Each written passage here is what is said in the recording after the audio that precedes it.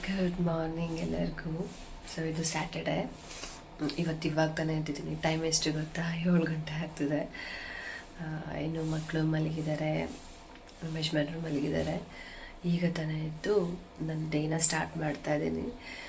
ಯಾಕೆ ಲೇಟಾಗಿದ್ದೀನಿ ಅಂದರೆ ಇವತ್ತು ಸ್ಯಾಟರ್ಡೆ ಅಲ್ವಾ, ಇನ್ನು ಮಕ್ಕಳಿಗೆ ಲಂಚ್ ಬಾಕ್ಸ್ ಎಲ್ಲ ಪ್ಯಾಕ್ ಮಾಡೋದಿಲ್ಲ, ಏನಿರೋದಿಲ್ಲ. ಆ್ಯಂಡ್ ತಿಂಡಿ ಕೂಡ ಅಷ್ಟೇ ತುಂಬ ಸಿಂಪಲ್ಲಾಗಿ ಮಾಡ್ತೀನಿ. ಸೊ ಇವತ್ತಿನ ದಿನ ಹೇಗಿರುತ್ತೆ ಅಂತ ನಿಮ್ಮ ಹತ್ರ ಶೇರ್ ಮಾಡ್ಕೊಳ್ತೀನಿ. ಅದಕ್ಕೆ ಬೆಳಗ್ಗೆಯಿಂದನೇ ವ್ಲಾಗ್ನ ಸ್ಟಾರ್ಟ್ ಮಾಡಿದೆ. ಸೊ ಕಂಟಿನ್ಯೂ ಆಗುತ್ತೆ ನೋಡಿ.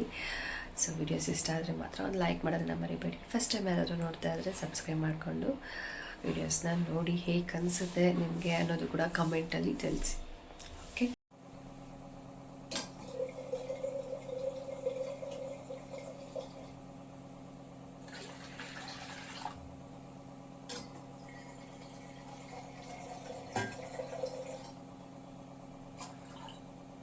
ರೀಸೆಂಟಾಗಿ ಅಮ್ಮನ ಮನೆಗೆ ಹೋದಾಗ ಅಮ್ಮ ನನಗೆ ತುಪ್ಪದ ಬಾಟ್ಲ್ ಕಳಿಸಿದ್ರು. ಫ್ರೆಶ್ ಆಗಿ ಹಾಲು ಹಸು ಹಾಲು ಮನೆಗೆ ಹಾಕ್ತಾರೆ, ಅದರಿಂದ ಬೆಣ್ಣೆ ತೆಗೆದು ತುಪ್ಪ ಮಾಡಿ ನನಗೆ ಒಂದು ಬಾಟ್ಲ್ ಆದರೆ ಕಳಿಸ್ತಾರೆ. ಮತ್ತು ನೆಕ್ಸ್ಟ್ ಅಮ್ಮನ ಮನೆಗೆ ಹೋಗೋವರೆಗೂ ಅಥವಾ ಅಮ್ಮ ನಮ್ಮ ಮನೆಗೆ ಬರೋವರೆಗೂ ಕೂಡ ಇದೇ ತುಪ್ಪನ ಬಳಸ್ಕೊಳ್ತೀನಿ, ಹೊರಗಡೆ ಎಲ್ಲೂ ತೊಗೊಳ್ಳೋದಿಲ್ಲ. ಸ್ಟವ್ ಮೇಲೆ ಫಸ್ಟ್ ಮಾಡೋವಂಥ ಕೆಲಸ ನಾವು ಹಾಲು ಕಾಯಿಸೋದು ಮತ್ತು ನೀರು ಕಾಯಿಸೋದಲ್ವ, ಫಸ್ಟ್ ಅದನ್ನೇ ನಾನು ಮಾಡೋವಂಥದ್ದು. ಇಷ್ಟೊತ್ತಿಗಾಗಲೇ ನನ್ನ ಮಕ್ಕಳು ಎದ್ದು ಬಂದಿದ್ದರು, 7:15 ಆಗಿತ್ತು. ಸೊ ಅವ್ರಿಗೆ ಇವತ್ತಿನ ಬೆಳಗಿನ ಬ್ರೇಕ್ಫಾಸ್ಟ್ ಕೂಡ ತುಂಬ ಸಿಂಪಲ್ಲಾಗೆ ಮಾಡಿಕೊಡ್ತೀನಿ. ಹಾಗೆ ನಾನು ಕೆಲವೊಂದು ವಿಚಾರಗಳನ್ನ ಮ್ಯಾನಿಫೆಸ್ಟ್ ಕೂಡ ಮಾಡ್ಕೊಳ್ತೀನಿ.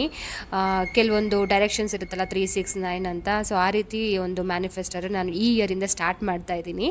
ಸೊ ನೋಡೋಣ ಹೇಗಿರುತ್ತೆ ಏನು ಅಂತ. ಹಾಗೆ ಮಕ್ಕಳಿಗೆ ಬ್ರೇಕ್ಫಾಸ್ಟ್ಗೋಸ್ಕರ ಇಲ್ಲಿ ಮಿಲೆಟ್ಸ್ ಪೌಡರ್ನ ನಾನು ತರಿಸಿದ್ದೀನಿ. ಅಂದರೆ ತರಿಸಿ ಒಂದು ತಿಂಗಳ ಮೇಲೇ ಆಯಿತು. ಅದನ್ನು ರೆಗ್ಯುಲರ್ ಆಗಿ ವಾರದಲ್ಲಿ ಒಂದು 2-3 ಸಲ ಕೊಡ್ತಾನೆ ಇರ್ತೀನಿ. ಇದೊಂಥರ ಗಂಜಿ ಇದ್ದಾಗೆ. ಹಾಗೆ ಇದರಲ್ಲಿ ಒಂದು ಪ್ರೋಟೀನ್ಸ್ ಎಲ್ಲ ಇರುತ್ತೆ, ಸೆರಲ್ಸ್ ಎಲ್ಲ ಇರೋದ್ರಿಂದ ತುಂಬಾ ಶಕ್ತಿ ಇರುತ್ತೆ ಮಕ್ಕಳಲ್ಲಿ ಅಂತ. ರೋಗ ನಿರೋಧಕ ಶಕ್ತಿ ಕೂಡ, ಇಮ್ಯುನಿಟಿ ಪವರ್ ಇನ್ಕ್ರೀಸ್ ಆಗುತ್ತೆ ಅಂತ ನಾನು ಇದನ್ನು ಕೊಡ್ತಾ ಇದ್ದೀನಿ. ಚೆನ್ನಾಗಿದೆ, ಮಕ್ಕಳು ಇಷ್ಟಪಟ್ಟು ತಿಂತಾ ಇದ್ದಾರೆ. ಇದಕ್ಕೆ ಉಪ್ಪು ಬೇಕಿದ್ರೂ ಹಾಕೋಬೋದು, ಗಂಜಿ ಹೇಗೆ ಕಾಯಿಸ್ಕೊಳ್ತೀವೋ ಅದೇ ರೀತಿ. ಇಲ್ಲದೇ ಇದ್ದರೆ ಅವ್ರಿಗೆ ಸ್ವೀಟ್ ಇಷ್ಟ ಆಗಿರೋದ್ರಿಂದ ನಾನು ಇಲ್ಲಿ ಬೆಲ್ಲದ ಪುಡಿನ ಯೂಸ್ ಮಾಡ್ತಿದ್ದೀನಿ, ಸಕ್ಕರೆ ಯೂಸ್ ಮಾಡ್ತಿಲ್ಲ. ಸೊ ಆದಷ್ಟು ಸಕ್ಕರೆನ ಕಮ್ಮಿ ಮಾಡಿಬಿಟ್ಟಿದ್ದೀನಿ. ಬೆಲ್ಲದ ಪುಡಿಯಿಂದ ಅವ್ರಿಗೆ ಈ ಮಿಲೆಟ್ಸ್ ಡ್ರಿಂಕ್ನ ನಾನು ಪ್ರಿಪೇರ್ ಮಾಡಿ ಕೊಡ್ತಾ ಇದ್ದೀನಿ. ಇಷ್ಟಪಟ್ಟು ಕುಡಿತಾರೆ. ಇದನ್ನು ಹೇಗೆ ಮಾಡ್ತಿದ್ದೀನಿ ಅಂದರೆ 2 ಸ್ಪೂನ್ಸ್ ಆಫ್ ಮಿಲೆಟ್ಸ್ ಪೌಡರು, ಇದಕ್ಕೆ 1 ಸ್ಪೂನ್ ಬೆಲ್ಲದ ಪುಡಿ, ಸ್ವಲ್ಪ ನೀರು ಹಾಕ್ಕೊಂಡು ಕಲಿಸ್ಕೊಬಿಡ್ಬೇಕು, ಇಲ್ಲಾಂದರೆ ಗಂಟು ಆಗಿಬಿಡತ್ತೆ. ಆಮೇಲೆ ಬಿಸಿ ಹಾಲು 1 ಗ್ಲಾಸ್ನ ತಗೊಳ್ತಾ ಇದ್ದೀನಿ. ಬೆಳಗಿನ ಹಾಲು ಅವ್ರಿಗೆ ಕೊಡೋದಿಲ್ಲ. ಸೊ ಈ ರೀತಿ ನಾನು ಮಾಡಿಕೊಡೋದ್ರಿಂದ ಇಷ್ಟಪಟ್ಟು ಕುಡಿದ್ಬಿಟ್ಟು ಹೋಗ್ತಾರೆ. ಸೊ ಹಾಲು ಹಾಕ್ಬಿಟ್ಟು ಇದನ್ನು ನಾವು ಒಂದು 2-3 ನಿಮಿಷ ಕುದಿಸ್ಕೋಬೇಕು, ಲೋ ಫ್ಲೇಮಲ್ಲೇ ಇಟ್ಕೊಂಡು. ಇಲ್ಲಾಂದರೆ ಆವಾಗಲೂ ಕೂಡ ಗಂಟು ಕಟ್ಟುತ್ತೆ, ಯಾಕಂದರೆ ಬಿಸಿ ಹಾಲು ಹಾಕಿರ್ತೀವಲ್ವಾ. ಸೊ ಗಂಟು ಕಟ್ಟೋ ಚಾನ್ಸಸ್ ಇರುತ್ತೆ.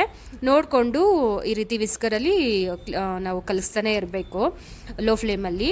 ಒಂದು 2 ಮಿನಿಟ್ಸ್ ಕುದಿಸಿದ್ರೆ ಸಾಕು. ಮೇಲೆ ಒಂದು ಸ್ವಲ್ಪ ಕೆನೆ ಕಟ್ಟುತ್ತೆ, ಆವಾಗ ಆಫ್ ಮಾಡಿಬಿಟ್ಟು ತಣ್ಣಗಾಗಿದ್ದ ತಕ್ಷಣ ಮಕ್ಕಳಿಗೆ ಕೊಟ್ಟರೆ ಆರಾಮಾಗಿ ಕುಡಿತಾರೆ. ತುಂಬಾ ಇಷ್ಟ ಆಗುತ್ತೆ ಮಕ್ಕಳಿಗೆ. ಯಾರಾದರೂ ಟ್ರೈ ಮಾಡದೇ ಇದ್ದರೆ ಒಂದ್ಸಲ ಈ ಒಂದು ಮಿಲೆಟ್ಸ್ ಪೌಡರ್ ಕೊಡಿ. ಇವಾಗಲಿಂದನೇ ನಾವು ಆ ರೀತಿ ಅಭ್ಯಾಸ ಮಾಡೋದ್ರಿಂದ ಅವರಲ್ಲೂ ಕೂಡ ಶಕ್ತಿ ಹೆಚ್ಚುತ್ತೆ ಅಂತ.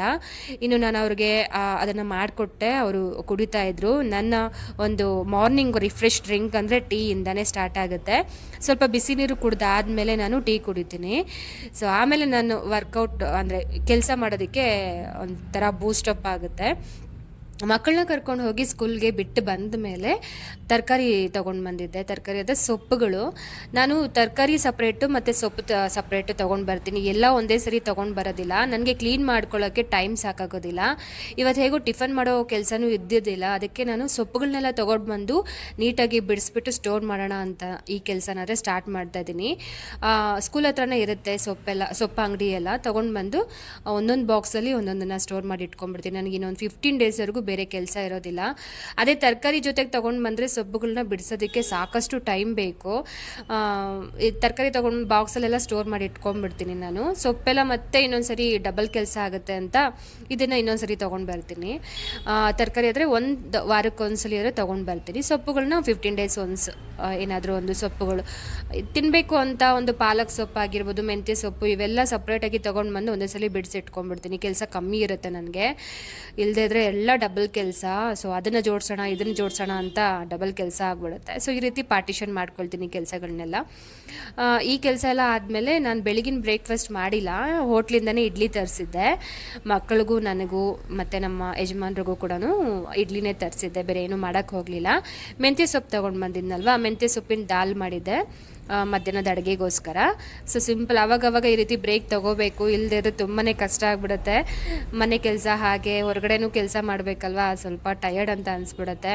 ಹಾಗಾಗಿ ನಾನು ಅವಾಗವಾಗ ಈ ರೀತಿ ವಾರಕ್ಕೊಂದ್ಸಲಿ ಇಡ್ಲಿ ತರಿಸೋದ್ರಿಂದ ಏನು ತಪ್ಪೇನಿಲ್ಲ.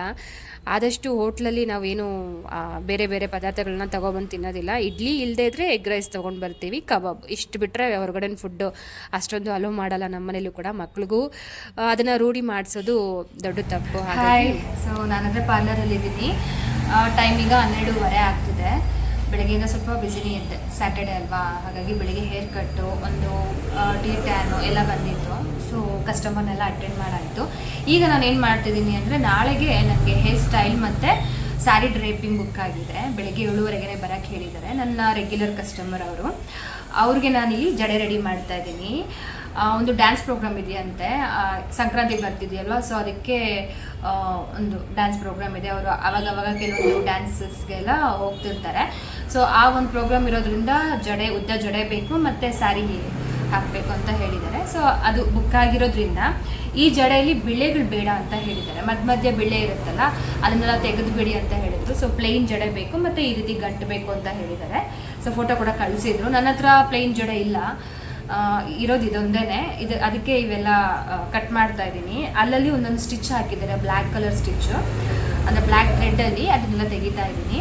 ಮತ್ತು ಬೇಕಾದರೆ ಸ್ಟಿಚ್ ಮಾಡ್ಕೋಬೋದು ಫ್ರೀ ಇದ್ದಾಗ. ಸೊ ಇವಾಗ ನಾನು ಹೇಗೋ ಫ್ರೀಯಾಗೇ ಇದ್ದೀನಿ. ಈ ಕೆಲಸ ಮುಗಿಸ್ಕೊಂಡ್ಬಿಟ್ರೆ ನಾಳೆಗೆ ಇದನ್ನೆಲ್ಲ ಕ್ಯಾರಿ ಮಾಡೋದಕ್ಕೆ ಈಸಿ ಆಗುತ್ತೆ ಅಂತ ಇವಾಗೆ ಕಟ್ ಮಾಡ್ಕೊಳ್ತಾ ಇದ್ದೀನಿ. ಜಡೆಲಿರೋವಂಥ ಬಿಳೆಗಳನ್ನೆಲ್ಲ ಸಪ್ರೇಟ್ ಮಾಡಿಬಿಟ್ಟೆ. ಮತ್ತೆ ಇದನ್ನು ಸ್ಟಿಚ್ ಮಾಡಬೇಕು ಅಂದರೆ ಡಬಲ್ ಕೆಲಸ.